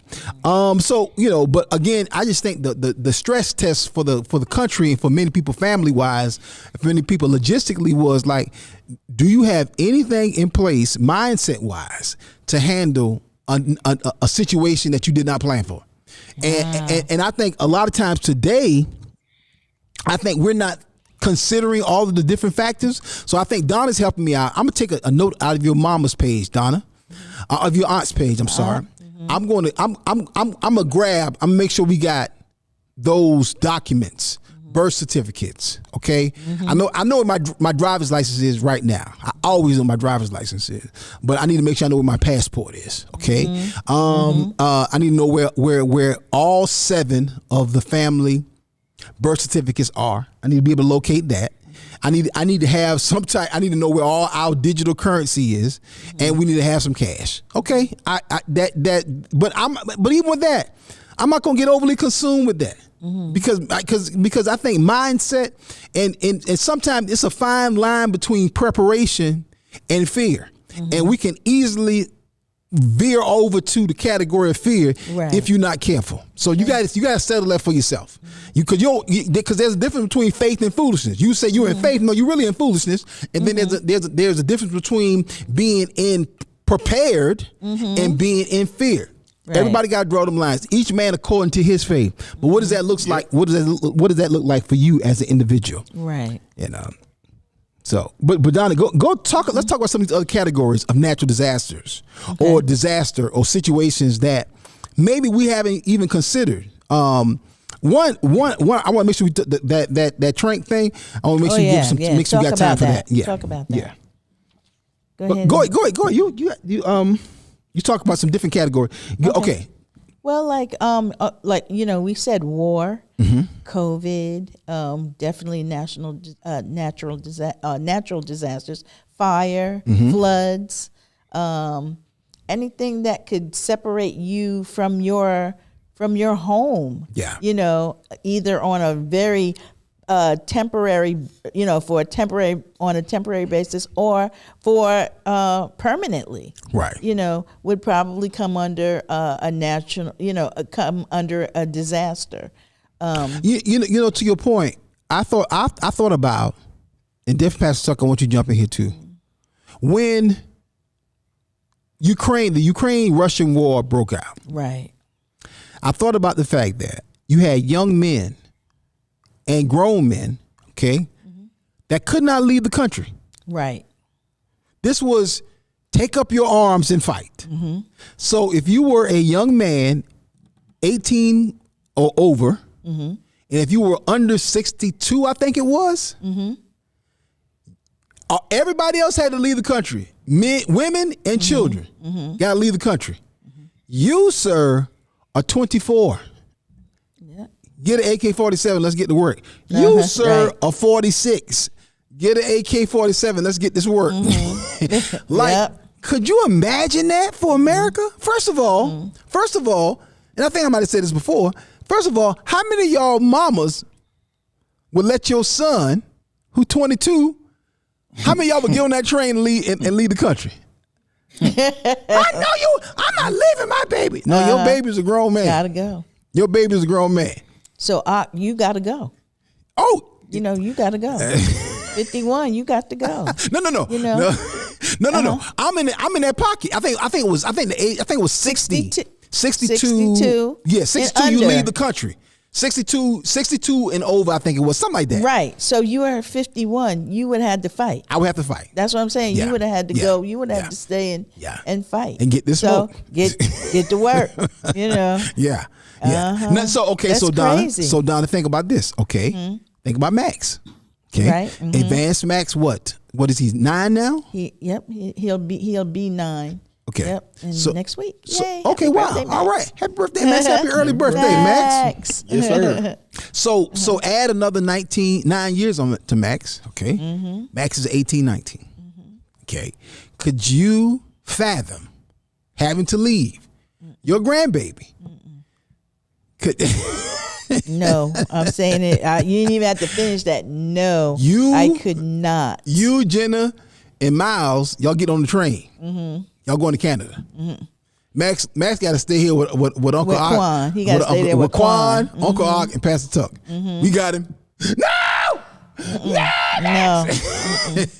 Max like, Grandma, go on, get on the train, Grandma. We good. Jaleel's there too. Jaleel and Quan. Jaleel. They there. They right there. Jaleel, you got an AK. Tristan. Yeah. You too. I'm like, I don't need that. I got my own. He's not ready. Okay. What, Tristan say he ain't staying?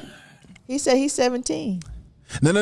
This is a few years down the road, Tristan. Oh, a few years down the road. Yeah, you going too. I'm like, I don't need that. I got an AK and an AR, bro. We good. Go ahead. I got my own. But they're going to march you out there. They're going to gather you up and march you out there.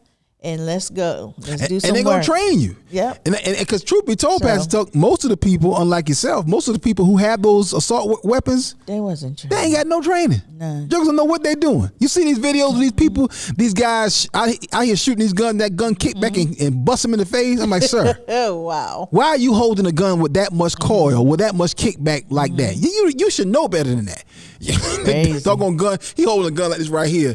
Gun to kick and bust him in the face. I'm like, some of the videos are hilarious, dangerous, but hilarious. But my point is though, I don't think America has any idea, concept, any reference point of what that even means to have something like that happen in your country. Guess what? And it ain't as far-fetched as you believe. I believe the prayers of the righteous availeth much. And the reason why we haven't had that type of situation is because of those prayers.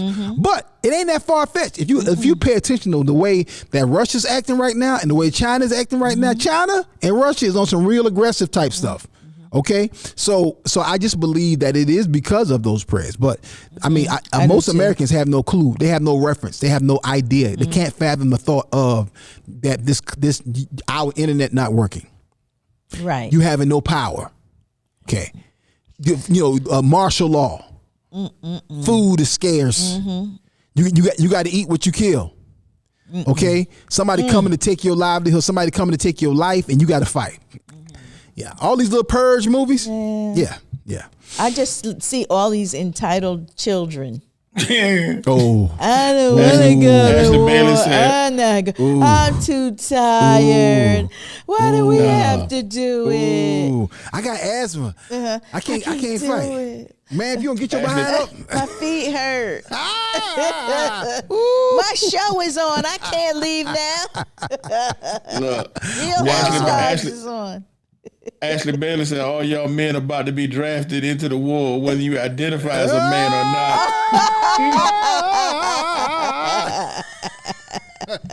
not. That's a whole nother That's story. a whole other story right there. Like, you know. Yeah. I don't identify as a man. I don't care what you identify as, sir. But you gonna fight. You gonna fight. Mm-hmm. You gonna fight with or without that skirt on. But you gonna get this. You about to get this smoke, sir. Come on, sir. Raise your right hand.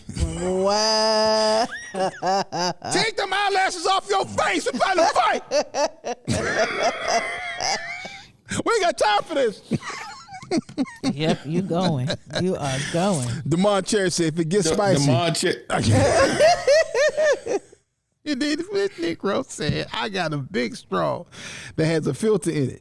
You out in any puddle, well, or water source that is infected, it will be clean water that comes through the straw, brought in an Amazon bin for $1. No, Demond. Oh, Demond. wow. Demond, let me tell you something. You about to catch every disease, E. coli. You about to have Ebola, E. coli. That straw ain't doing nothing. I want my $1 back. Take that back to the stove. So you know, a lot of times we see these movies, particularly these zombie movies. I'm just quite frank, I'm really sick of them. I'm like, how y'all even pitching this? When you go into these pitch meetings for these networks and these streaming platforms and these studios and these TV networks, how y'all even pitching another zombie movie? Okay, the last one I saw, it looks kind of interesting. Jaleel, what's the name of the show on HBO that has like an apocalyptic? And I will say, again, nothing scares me or moves me about any movie. The last movie that even gave me any pause was The Sixth Sense. Wow. The Sixth Sense. The Sixth Sense, like, I was like, yo.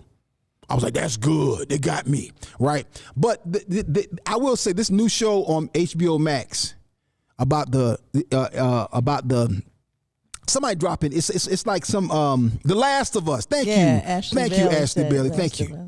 Those creatures. Have you seen that show, Pastor Tuck? I don't watch any of that stuff. I don't traffic in fear. Okay. Well, those I don't know whether those are aliens or somebody got some type of viral or whatever. Again, I don't watch it, so I was like, yo, I said, now that's a good creature design right there. Okay, but there's this new drug that people are doing that's right now. It's up in the Northeast. It's like in the Midwest, Pennsylvania, Michigan, I believe, and it's called Tranq, TRANQ, and it's short for tranquilizer. So what these people are doing now is they're mixing what's not meth, fentanyl, which is already horrible on 10. Yep. They're mixing. Fentanyl will kill you if you touch it. Like a speck of fentanyl can kill you, right? Wow. You can overdose like that. So, but now what they're doing, Pastor Tuck, is they're taking fentanyl and mixing it with animal tranquilizers. Xylazine, ketamine, something like that. Xylazine. What is it called? Xylazine. I think that's what it's called. Okay. So, and it puts you in this zombie-like state. So there's footage of people just leaned over for hours, and when they wake up, they want more of it. Now, here's a side effect. Here's my thing, y'all. Here's my thing. If the side effect is this strong, why take this? The side effect is people are losing limbs. Yes. First. You gotta go even further than that. You talking about if the side effect is that strong. What possesses you to go out here and take stuff just because somebody said, ooh, man. I mean, that's the thing. Exactly. That Tranq is that fire. Mm-hmm. That's the thing that gets me. I have never been able to understand that mentality in all my life. But see, Pastor, you going out here and just taking straight up poison. We ain't just talking something. I mean, alcohol bad enough, weed bad enough, but you just talking.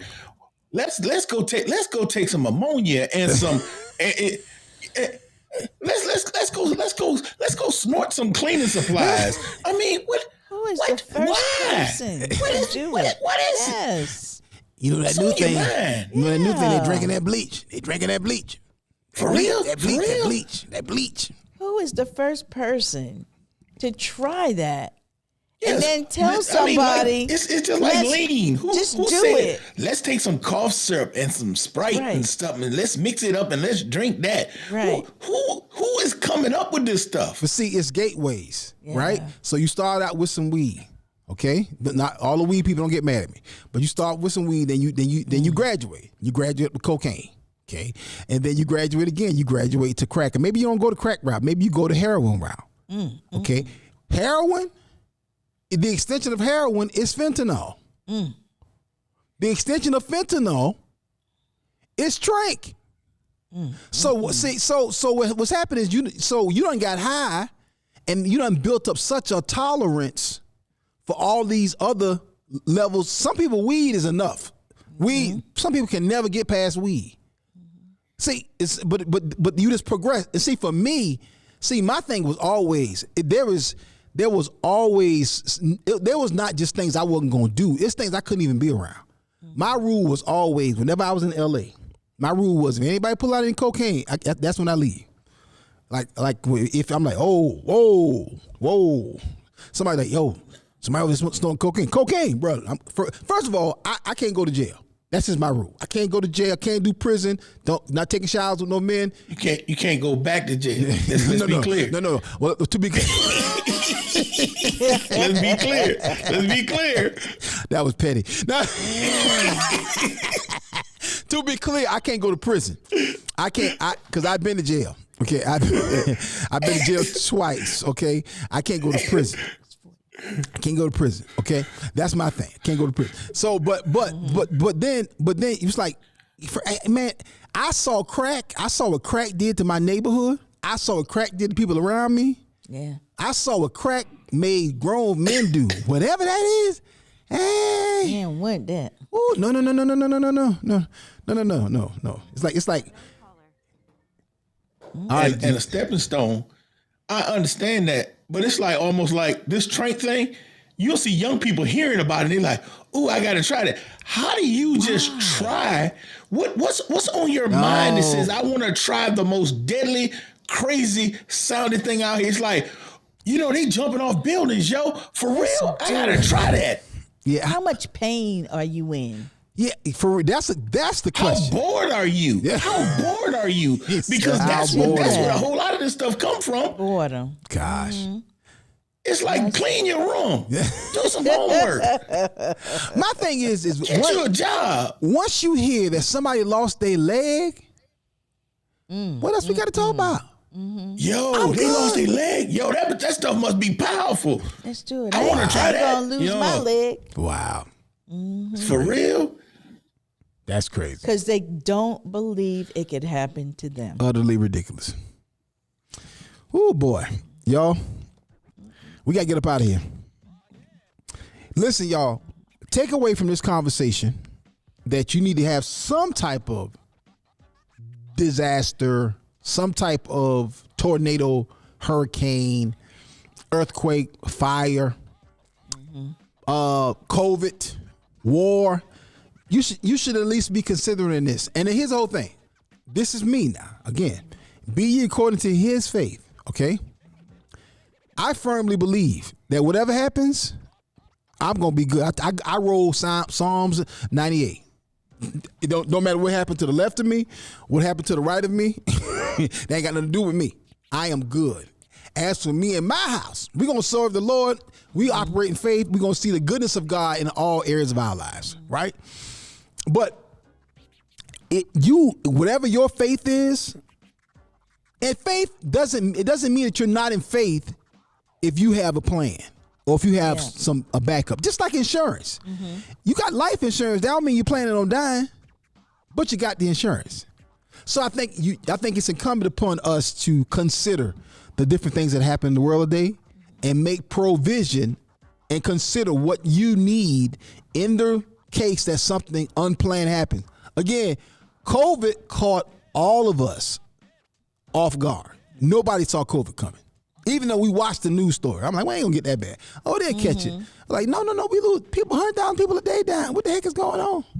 What's really going on? I'm saying, y'all, these are things to be considered. Final thoughts on the subject before we do the Kingdom Business shout out, because I'm going to squeeze that in real quick. And we got to get up out of here. Final thoughts, Donna, great topic again. And final thoughts, Donna, Pastor Tuck. I just think that, you have to be prepared. And I immediately thought of like Joseph.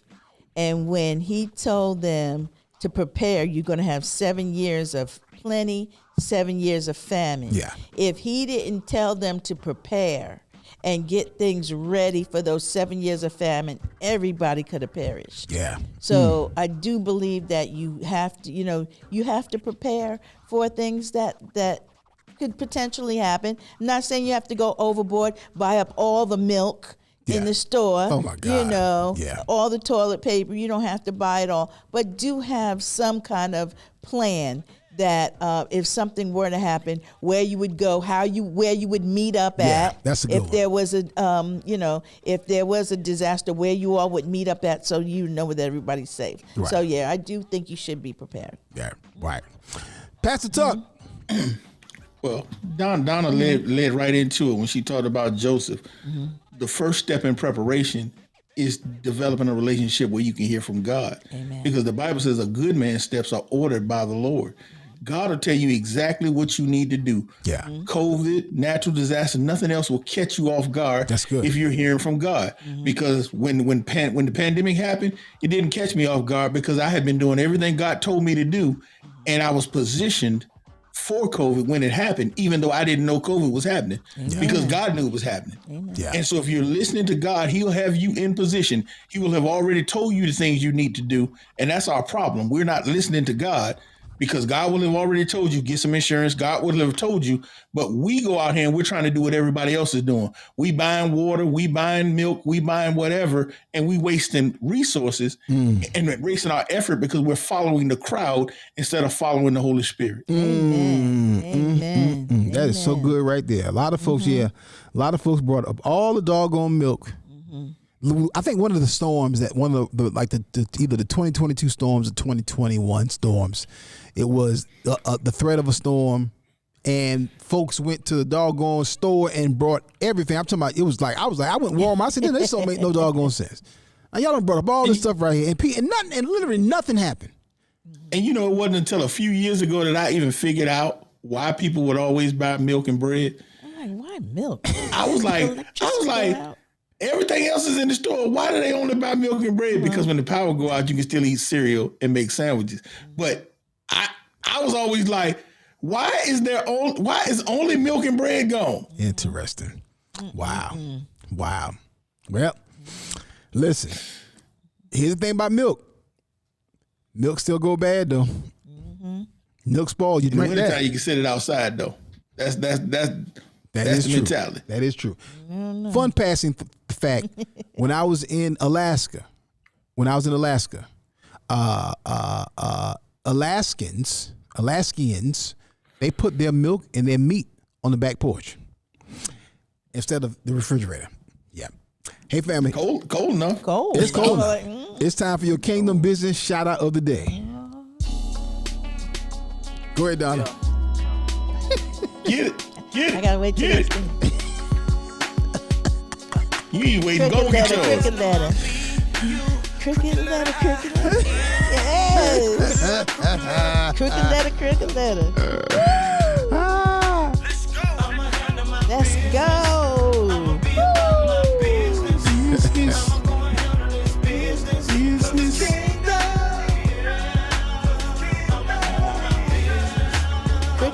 Cricket letter. Yeah. All right, y'all. Today's Kingdom Business shout out goes to Tanisha Franchon. It's Franchon, SC 8th. Oh Lord, I messed that up. FANCHONSCAIFE. She is a STR operator. DM me to book a beautiful 2-bedroom condo for your family vacations, professional assignments, or even just a getaway with your bestie. Model, brand ambassador, and content creator. Creative single mom of creative college daughter. All right. Inspirational model and speaker. And she's a narcolepsy advocate. All right. I had narcolepsy. Wow. Our Kingdom Business shout out of the day. I hear you, sis. Yes. Cricket letter. Denise, you gotta share like what does it mean to be a narcolepsy advocate? Yeah. I told you I had narcolepsy when I was in high school, and didn't know it until I was diagnosed. Until I hit a tree and was diagnosed. Wow. And, Yep. All right, y'all. We got to get up out of here. We're here. We made it through the show. Made it. And He got to pee. I got to read a copy. Looking for promotional products and apparel? Look no further than P&B Promotionals. Place your brand and logo on just about anything with P&B Promotionals. Over 800,000 products. I need to get this piece of paper turned into a t-shirt. Hats, mugs, backpacks, bottles, cups, drinking glasses, lip balm, chewing gum, candy, and of course, t-shirts. P&B Promotionals is a nationally certified advertising institution. Log on to pbpromotionals.com and start your order now. pbpromotionals.com. Imprinting the best for less. P&B Promotionals, y'all.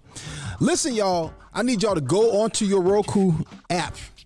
Go onto your Apple TV app.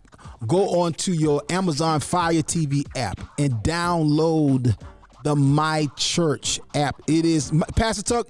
Tell them, give it. So you gotta. It's the My Church on the Go app, because there's another My Church app that ain't doing nothing. That's on Roku. And download the My Church channel on Roku, Fire Stick, and Apple TV. Okay. And on your mobile device, download the My Church on the Go app. So that channel, there is a My Church that actually I saw on Roku. Like it was something else. It's another variation in the title. But the key is to make sure you look for it. It's My Church channel on Roku, Fire Stick, and Apple TV, and My Church on the Go on your mobile device. All right, y'all. I need y'all to go and check it out. Go and download the channel. And again, you can watch the Akintunde show there. You can watch it live there. You can also look at and watch archive episodes of The Man Cave. You can watch archive episodes of Women of Worth. You can also watch The Word at My Church and the upcoming series, The Heart of the Pastor, hosted by Pastor Lewis Tucker. That's coming up in May. So be on the lookout for that. But phenomenal, excellent presentation. A wonderful product. I'm super excited about it. The brand new My Church channel. And make sure y'all go over and get that today. Right. Go on Roku, Apple TV, Amazon Fire TV, and download the My Church channel app and add it to your favorites. Put it up top in your favorites, so whenever you log on to your Roku or Apple TV or Amazon Fire TV, you will see it. Give them the website too, Pastor Tuck. MyChurchChannel.org. There it is, y'all. All right, family. We love y'all. We got to get up out of here. It's 11:54 a.m. It's Tuesday, April the 11th. We're broadcasting live on Clubhouse, on the brand new My Church channel, on Facebook, on YouTube, on IamAkintunde.com, on Apple TV, Amazon Fire TV. And listen, could be coming someplace to you new very soon. A lot of conversations, a lot of agreements are being put in place as we speak. So y'all pray for the Akintunde show that we continue to grow and continue to reach more people with our own brand of inspiration as well as comedy. And listen, while we having a good time, you also be inspired. And you never know, you never forget. You will always remember that we believe and trust God. We love Jesus. This is Team Jesus over here all day, baby. All right. You ain't never got to worry about default that. setting. Oh, we ain't praying to no ancestors. We ain't burning no sage. We ain't doing none of that right here. This is all Jesus all day.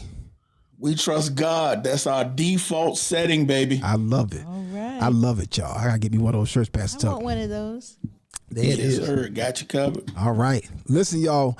We'll be right back here Thursday. So Thursday, here's the topic for Thursday, y'all. I want to talk about this collision in relationships. We had an interesting collision, and this brother, he said what I've been saying, but he literally said it so good.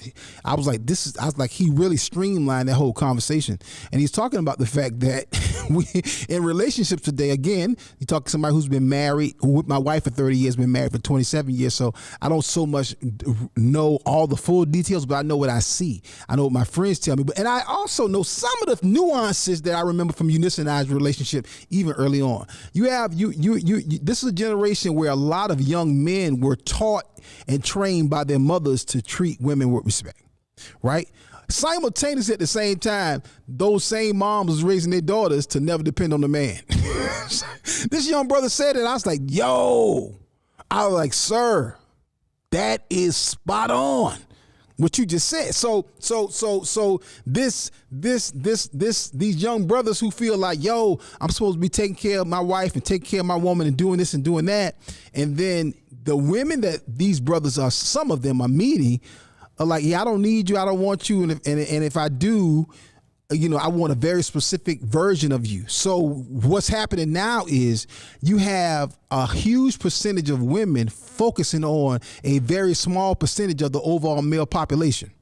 So they're looking at height, finances, looks, abs, and all these other things that are in many ways superficial. They have nothing to do with long-standing relationships. And when you factor in this thought right here, the average man in America is 5'8", 5'9". So where all these 6 foot tall brothers with all these abs and chisels, cheekbones and beards, where all these dudes at? I don't know. I don't know. That's going to be an interesting conversation because that is not the take of your nieces. Okay, interesting. All right. Yes. Okay. Let's have this conversation. That's going to be a very interesting conversation. Yes, sir. They have a very different take. Okay.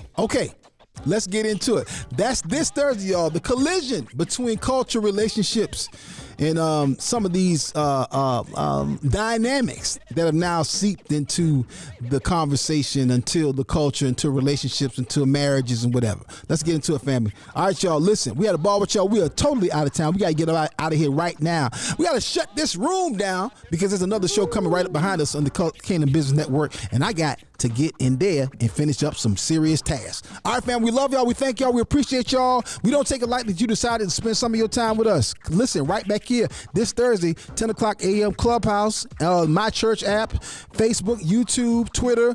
I am Akintunde.com. This is the Akintunde Show. Until then, we gonna see y'all when we see y'all. Peace. Love you, family. Peace. Stop walking in front of the prophet. Oh, yeah.